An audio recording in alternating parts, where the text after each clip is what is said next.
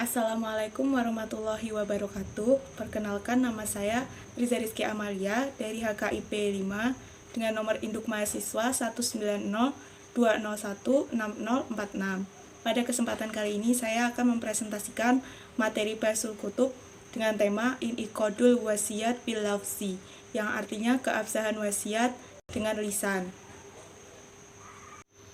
Bismillahirrohmanirrohim. In'iqadul wasiyati bil lafzi wa ala hadza fal wasiyatu tan aqidu bi kulli lafzin yadulu ala raqbati fi imsya tasarrufin au tizamiyataro tabu alaihi tahamulut tarikati abtida'an ba'dal wafati bihakim minal hukuk sawa'un akana bil lugati al arabiyyati am bi ghairiha wa sawa'an kana bil lugatil fusahi am bi ghairiha mata kana mafhuman wa diun dilalah sawa'un kanat dalalatuhu alal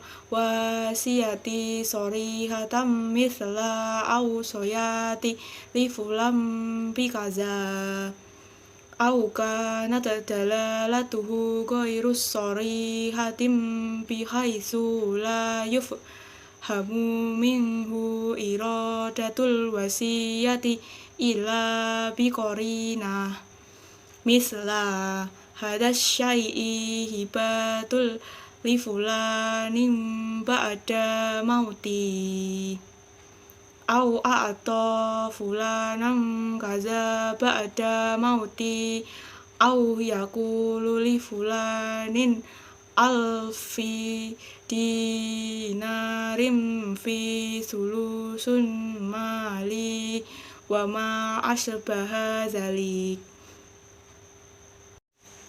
Selanjutnya yaitu arti dari teks makro tersebut. Artinya yaitu keabsahan wasiat dengan lisan.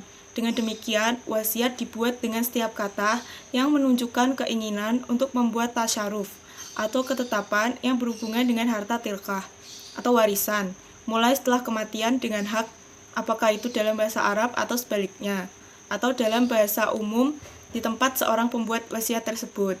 Apabila dapat dipahami dan jelas petunjuknya, sama seperti halnya wasiat yang menunjukkan kepada sesuatu yang jelas.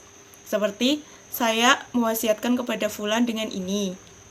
Atau dengan petunjuk yang tidak jelas, sehingga kehendak wasiatnya tidak dapat dipahami darinya, kecuali dengan perantara yang menghubungkan kepada pemahaman. Seperti, ini adalah hibah untuk fulan setelah kematian saya, atau berikan kepada fulan sesuatu, bisa berupa barang seperti uang. Kalau dia memiliki hutang yang harus dikembalikan, atau barang pinjaman yang harus dikembalikan, atau bentuk jasa. Setelah kematian saya, atau dia mengatakan kepada fulan, sisihkan sepertiga hartaku dari 1.000 dinar untuk melaksanakan wasiat. Wasiat dibuat dengan kata-kata yang menunjukkan keinginan untuk membuat tasyaruf atau ketetapan yang berhubungan dengan harta tilkah atau warisan, mulai setelah kematian dengan hak yang dapat disampaikan dengan bahasa Arab atau dengan bahasa umum atau bahasa Indonesia juga boleh, menyesuaikan dengan bahasa yang dikuasai oleh orang yang berwasiat tersebut. Adapun dalam menyatakan wasiat, konotasi lafaz atau pengucapannya harus jelas, dapat dipahami dan jelas petunjuknya.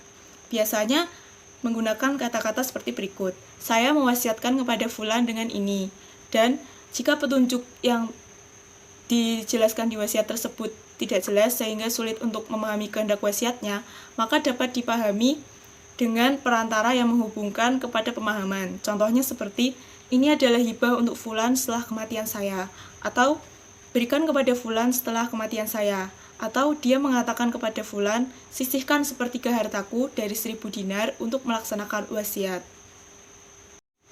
Selanjutnya yaitu dalam pelaksanaan wasiat dengan lisan, salah satu faktor pentingnya yang harus diperhatikan ialah sigot wasiat.